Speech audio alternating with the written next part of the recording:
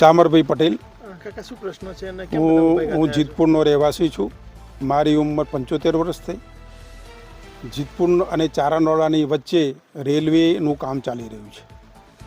આ રેલવેનું કામ ચાલી રહ્યું છે એમાં મને કોઈ વાંધો જ નથી, પરંતુ જીતપુર અને ચારણવાડાની વચ્ચે બે ડુંગરની વચ્ચે 1987માં દુષ્કાળના સમયે મનરેગામાં મોટો એક ચેકડેમનો પારો બનાવેલો હતો સરકારના માધ્યમથી, અને એ પાણી ચેકડેમમાં ભરાતું એ ચારણવાડા બાજુના વેરામાં થઈ ત્યાં ગરનાળા પણ બનાવેલા છે અને અત્યારે પણ અસ્તિત્વમાં છે. એ ગરનાળામાં થઈ નવા વાઘોડિયાના વેરામાં થઈ અને ઈસરોલના વાઘામાં પાણી જતું હતું.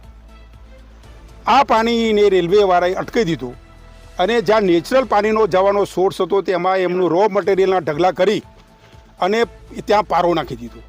અને જે 1987થી જે ચેકડેમનો મોટો ઊંચો પહોળો પારો બનાવ્યો હતો, લાખો રૂપિયાના ખર્ચે એ વખતે સરકારે બનાવ્યો હતો, એ પારો અડધો પણ રેલવેવાળાએ તોડી નાખ્યો છે અને સાઈડમાં થઈને એ પારો તોડી અને બધું જ પાણી ચેકડેમનું જીતપુર ગામની અંદર ડાયવર્ટ કરી દીધું છે. જેના કારણે આજે જુઓ તમે બધા તો પાણી એકલું ડોલું લાલ કલરનું મેરવાળું ડુંગરનું પાણી જીતપુરના સીમાડામાં ભરાઈ ગયું છે. બે રોડની વચ્ચે બિલકુલ ભરાઈ ગયું છે. આખી રાત વરસાદ ચાલુ હતો અને હજુ વરસાદની વધારે આગાહી છે. તો ભવિષ્યમાં જો વરસાદ વધારે આવ્યો તો ગામની અંદર પાણી ઘૂસી જશે અને સરકારના બનાવેલા સ્ટેટ હાઈવે પણ તૂટી જશે અને આ પાણીનો નિકાલ છે નહીં. રેલવેના અધિકારીને આજે મેં ફોન કર્યો, દીપકભાઈ કરીને કોઈ છે એને ફોન કર્યો, એના કોન્ટ્રાક્ટર વિપુલ કરીને કચ્છનો ભાઈ છે એની જોડે પણ વાત કરી તો પાણી તો કહેશે અહીંયા જ જશે. મેં એને વાત કરી કે ભાઈ આ પાણીનો સોર્સ તમે પાણીનો વેરો કેમ પૂરી દીધો, તો કોઈ જવાબ આપી શક્યા નથી. એટલે આ લોકોની દાના શું છે અમને ખબર પડતી નથી. અને ભવિષ્યમાં જો વધારે વરસાદ આવીને જીતપુરને કોઈ નુકસાન થશે તો આ જવાબદારી સરકારશ્રીની, રેલવે ખાતાની પણ છે. સવારે મેં ડેપ્યુટી કલેક્ટર જગોરા સાહેબને પણ આ બાબતમાં ફોન ઉપર ધ્યાન દોર્યું હતું. ડિઝાસ્ટર મેનેજમેન્ટની ઓફિસમાં કંટ્રોલ રૂમમાં પણ મેં ફોન કર્યો હતો. તલાટીશ્રીને પણ ફોન કર્યો હતો અને બધાને મેં ઇવન મંત્રી સાહેબને પણ સવારે ફોન કર્યો હતો અમારા ભીખુસિંહજી પરમારને. હવે બધા શું કરે છે અમારા રાહ જોવાની રહી. નહીંતર આવતીકાલથી અમે બધા ગામજનો કલેક્ટર ઓફિસ આગળ અમે ઉપવાસ ઉપર બેસવાના છીએ. આ મારી વાત. પરમાર પ્રેમીલાબેન કે કયા હોદ્દા પર છે બેન?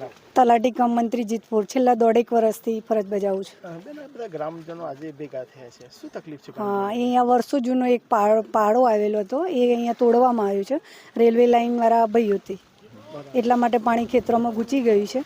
મેં સ્થળ ઉપર આજે જોયું પણ ખરું અને હાજર છું. જેમ બને તેમ સત્વરે પારો ફરી બાંધવામાં આવે તો ગામ લોકોની સમસ્યાનો નિકાલ શાયદ આવી શકે. રેલવેના અધિકારી જોડે અથવા તો આપના ઉચ્ચ અધિકારી સાથે એમની કોઈ વાતચીત થઈ છે? હા, મેં ટીડીઓ સરને જાણ કરી છે. રેલવેના અધિકારી સાથે કોઈ વાત? ના, એ વાત નથી થઈ. એ તો અહીંયા જે એમનો માણસ મૂક્યો છે એમની જોડે ચર્ચા કરી છે. શું કેવું થાય છે, કેમ પારો પૂરી દીધો? એ એવું કહે છે કે મારા જે મેઇન છે વિપુલભાઈ કરીને એમના કહેવાથી તોડ્યો છે પાડો એમ. બરાબર. અને અહીંયા જીતપુરમાં શામળ કાકાનું કહેવું એવું છે કે વર્ષો 1987 વખતનો જે પારો છે એ તોડવામાં આવ્યો, એના કારણે ચેકડેમ છે એના કારણે પાણી ઘૂસી ગયું છે.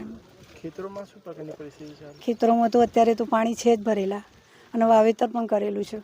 ખેડૂતોને વળતર મળે એ માટે કોઈ રજૂઆત કરી આપણે? એ માટે ગામ સેવક સરને જાણ કરી છે, એ લોકો આવી રહ્યા છે.